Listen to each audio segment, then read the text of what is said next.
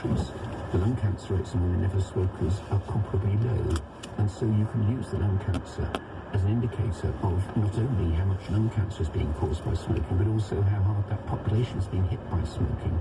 And it'll give you a bit of an idea as to what fraction of the heart attack deaths, the chronic lung disease deaths, are caused by smoking. So you get a reasonable estimate of tobacco deaths in each country. And that, of course, had quite a lot of political effect. Because you actually made this terrifying prediction, which I guess is the headline, isn't it, in terms of numbers? Oh, this is the prediction. There'll be 1 billion tobacco deaths this century if people keep smoking the way they were. Yes, that's true, but that isn't just developed countries. I mean, that's China, India, and many other countries as well. Right. So outside of Europe and the richer industrialised countries, can these desperate predictions that you made about 1 billion people killed by tobacco actually be averted?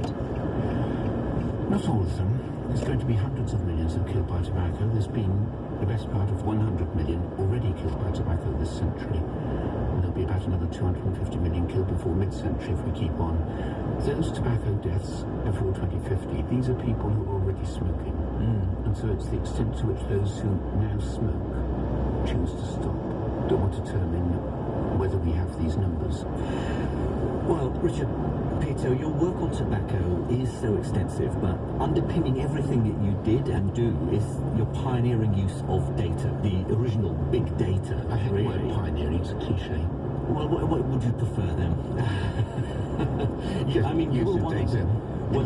You were one of the people who really started this, the whole idea of meta-analysis and bringing data and evidence from lots of different studies together for the statistics to be more and more accurate. Yeah. It's something we take for granted now, but at the time when it first started, it was very novel.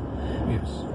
Why were you trying to change the way evidence was gathered? Look, I cared about the results. And when you come to looking at, do anticoagulants reduce the risk of death from heart disease? Do blockbusters reduce the risk of death from heart disease? Does tamoxifen reduce the risk of death from breast cancer? What's the relevance of blood pressure to stroke rates? Then a lot of different studies have been done, and they come up with results all over the place. Well, you could try and do a study that's bigger than everything else in the world put together. Sometimes that's possible. But even if you're going to do that, it's a good idea to bring together all the evidence in the world and to try to say, if we look at all the evidence in detail, can we actually get clear answers? And yes, in many cases we could.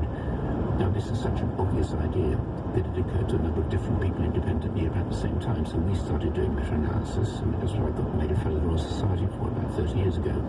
But so were other people in other areas doing this. It's just when you've got a lot of studies and you care about the answer, then you need to actually bring them all together. And it used to be done rather selectively, choosing studies that somehow suited your prejudices.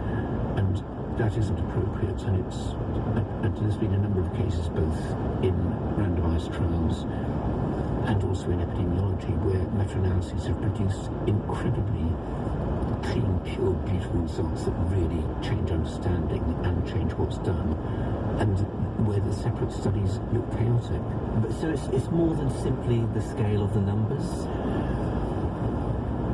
Well, people understand that, a small study, think of something like the MMR debacle, and small studies, and you compare it with the really big studies. So I think people sort of grasp that statistically, the larger the sample, the more reliable the evidence. Yes, that's right. So there's partly size, but there's also partly you don't want unduly selective emphasis on particular bits of the evidence.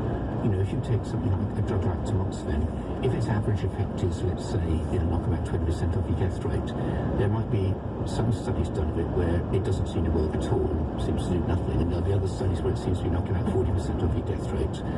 And sometimes when you put all the evidence together, then things that are claimed to be effective turn out to be completely useless. More often, it's some kind of middle line that actually there's a moderate difference, a moderate but real difference. But if you're trying to work out how to treat millions or tens of millions of people, then a moderate reduction in a common cause of death can avoid tens or hundreds of thousands of premature deaths, especially if it keeps on over a period. Tell me about aspirin then, because that probably fits into this. Well,